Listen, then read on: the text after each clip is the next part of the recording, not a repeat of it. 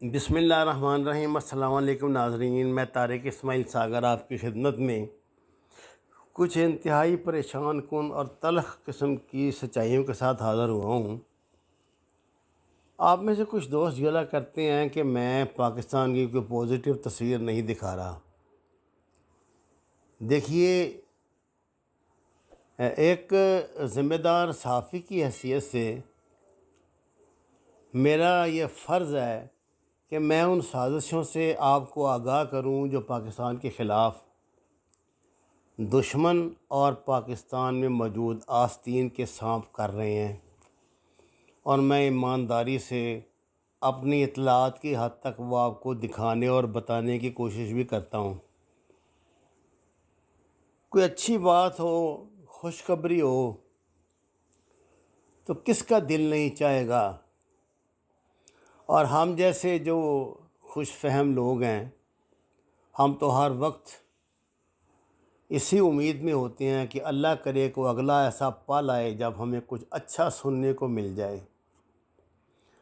जो हमें सुनने को मिलता है, बदकिस्मती से वो भी झूठ होता है। मुझे एक अरसे से अपने सियासतदानों से शिकायत हैं, लेकिन ईमानदारी की कुछ बात तो ये है कि वो भी मजबूर महज़ हैं। नाज़रीन कराम, अगर मैं आपसे ये कहूँ कि इस वक्त दज्जाली निज़ाम ने अपने खूनीन पंजे हमारे कलेजे में गाड़ दिए हैं, और दूसरे हाथ से एक हाथ तो हमारे कलेजे पर में दिया हुआ है, दूसरे से हमारे गर्दन पकड़ी हुई है। हम खुशफहम हैं, अजीब व गरीब किस्म के लोग इस पे आके बैठ गए हैं सोशल मीडिया पे।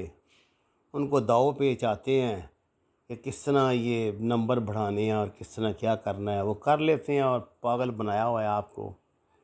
ऐसी ऐसी खुशखबरियाँ फ़जूल इंतहाई अहमकाना अंदाज में देते हैं। अब ये सऊदी अरब का जो दौरा है, जिस पे पहले हमारे चीफ़ ऑफ आर्मी स्टाफ तशरीफ़ ले गए और उनकी मौजूदगी में ही कल फिर वज़ीर-ए-आज़म साहब भी चले गए हैं, इसके कई डायमेंशन सामने आ रही हैं। पहले तो हम ये समझते थे कि ये जो कुछ हुआ है, हो रहा है, ये कोई अमेरिका ने कोशिश की है, कोई नया पांसा फेंका है पाकिस्तान में अड्डे लेने के लिए, करने के लिए, और फंसाने की कोशिश करेंगे। कोई इसराइल को तस्लीम करवाने के लिए डायलॉग होगा। अगर आप ये समझते हैं कि अब जो हरमैन शरफ़ैन के जो जैली ये बने हुए हैं, खुदाई फ़ौजदार, ये ठेकेदार जो बने हुए हैं, इनमें कोई ईमान की रमक बाकी है, तो आपसे और मुझसे बड़ा अहमक ही कोई नहीं। खुदा जाने कि ये अंदर से मुसलमान हैं भी या नहीं।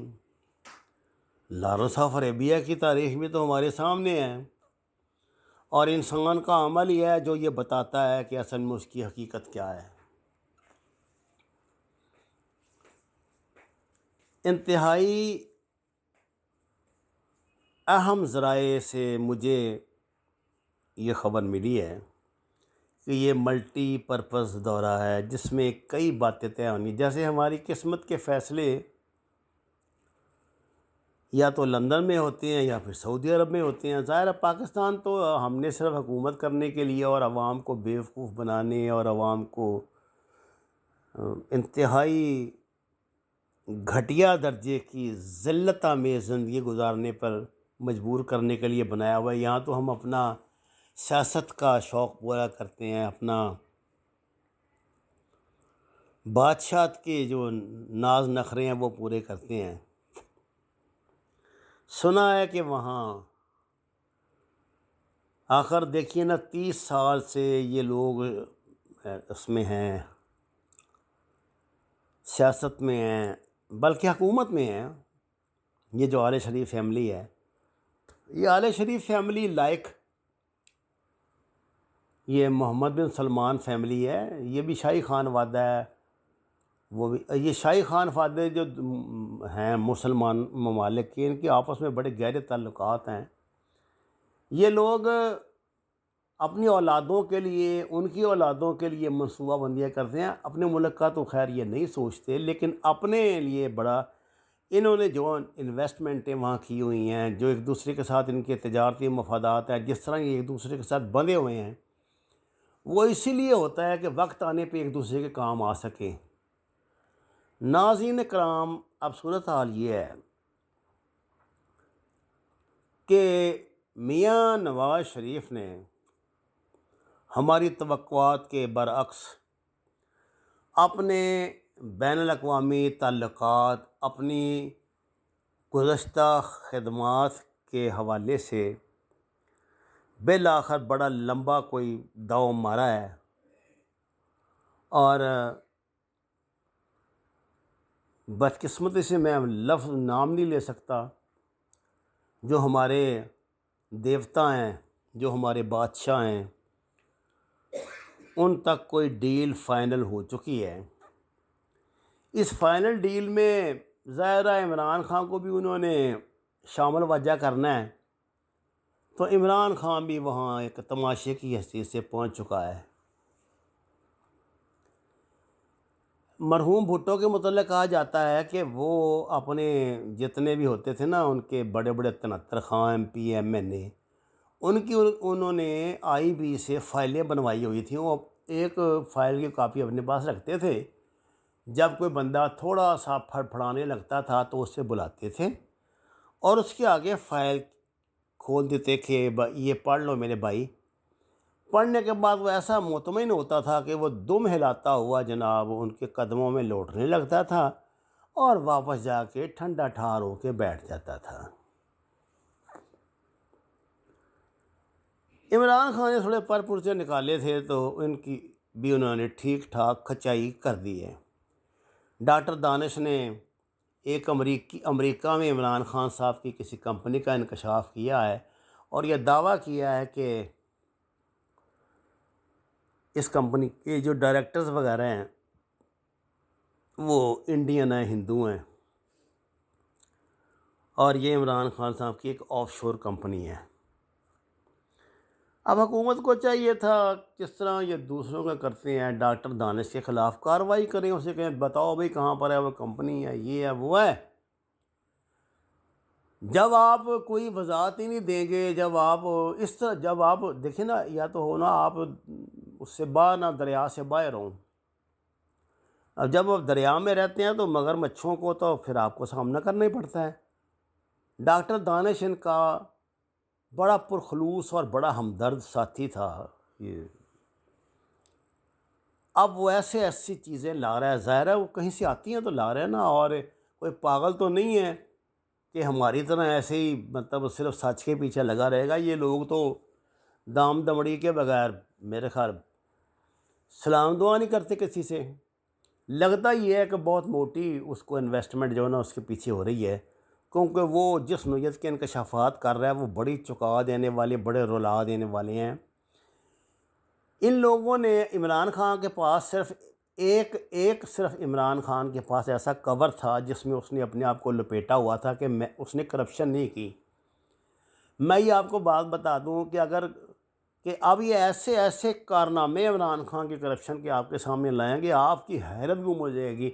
और अगर आप ये कहें ना कि नहीं जी ये झूठ है, तो होगा झूठ। अब तक तो सारा इमरान, अगर झूठ की बात है तो अब तक जो नवाज शरीफ के ख़िलाफ़ कहा जाता है, जो शहबाज शरीफ के ख़िलाफ़, वो भी तो झूठ ही है ना। किसी अदालत ने उनको सज़ा तो दी नहीं, अदालतों ने तो उनको इज्जत दी है। और आपने देखा है आजकल वो सोशल मीडिया पे चल रही हैं वीडियोस, जिनमें जब इमरान खान का जो सवाल जवाब की जो महफ़िल होती है उसमें जो ज़ुबान ये इस्तेमाल कर रही हैं, ये वो जो मोहतरमा इनकी जो मिनिस्टर थी पहले इंफॉर्मेशन की नवाज शरीफ के दौर में, और फिर ये जो मोहतरमा मरीम नवाज़ हैं, उन्होंने इमरान खान को फ़ोन करके बराह रास्त जो बात किया उसमें ओए तोए के अलावा उसको मुखातब ने किया मुल्क के वज़ीर-ए-आज़म को। इससे ज़ाहिर होता है कि इन लोगों को कोई बड़ी ठीक ठाक इनकी पीठ ठोकी गई है, पुष्पनाई इन्हें हासिल है, ऐसी बात नहीं है। और ये जो अभी इस्टेब्लिशमेंट ये समझती थी कि शायद शहबाज शरीफ को मैदान में लाने से कोई मामलात उनके हक़ में हो जाएंगे, मुझे नहीं लगता कि ये जो नवाज़ शरीफ एंड कंपनी है, ये शहबाज शरीफ की मोतदिल सियासत को पनपने भी देगी। मुझे नहीं लगता। मुझे ऐसा लगता है कि बहुत बड़ी तबाही जो है वो आ गई है। इमरान खान की अगले 1-2 माह में हो जाएगी छुट्टी। एक बात ज़हन में रखें, हमारा हाफ़ज़ा बड़ा कमज़ोर है। शौकत तरीन साहब ने ना बहुत बड़ी बात की, उन्होंने कहा कि अगर हमारा जीडीपी जो है ना 5% ना हुआ, जो नहीं होना, आपको पता ही है कि नहीं हो सकता 4 साल में, तो 4 साल के बाद पाकिस्तान का वजूद खाक में बदन ख़त्म हो जाएगा। इतनी मुआशी बदतरी हो चुकी है। और इसका इल्ज़ाम सिर्फ नवाज़ शरीफ पे, ज़रदारी पे लगा देने से मसला हल नहीं होगा। ये आपको जवाबदेह होना पड़ेगा। खान साहब, आप बहुत बुरी तरह फंस चुके हैं। मुझे लगता है कि जल्दी आपका नाम भी कहीं ईसीएल में न डाल दें। तो ये मल्टीपर्पज़ जो दौरा है ना नाज़रीन कराम, जो आपकी आंखों में धूल झोंकने के लिए शहज़ादे ने जफ्फियाँ डाल ली हैं और उसने कहा कि पाकिस्तान के साथ हैं और यूनिवर्सिटी बना देंगे और माँ का सिर बना देंगे, ये सब बकवास है। ये सौदेबाजियाँ हो रही हैं तुम्हारी किस्मत की कि आगे इन ढोर डंगरों को कि डोर जो है किसके हाथ में पकड़ानी है। आगे आपको कुत्तों की, बिल्लों की गलीज़ घटिया ज़िंदगी किस किस तरह गुजारने पे मजबूर करना है, आपका कितना गोश्त काटना है, आपकी चर्बी कितनी निकालनी है, इसके अलावा कुछ नहीं वहाँ हुआ और ना होना है। जब तक कि आप इस गलीज़ गंदे जमहूरी निज़ाम से निजात हासिल नहीं कर लेते, जब तक कि यहाँ कोई अल्लाह का बंदा आके इस मुल्क की तकदीर नहीं संभालता, जब तक कि यहाँ कोई बहुत बड़ा इनकलाब नहीं आता। जब वो जना हमीदुल कहा करते थे कि 20,000 बंदे को एक एक दिन में मारना पड़ेगा, 20,000 बंदों को, और ये हमारे जो 20-22 करोड़ हैं पाकिस्तानी, ये सब बेहतरीन ज़िंदगी गुजारेंगे। उन 20,000 बंदों को मारेगा कौन?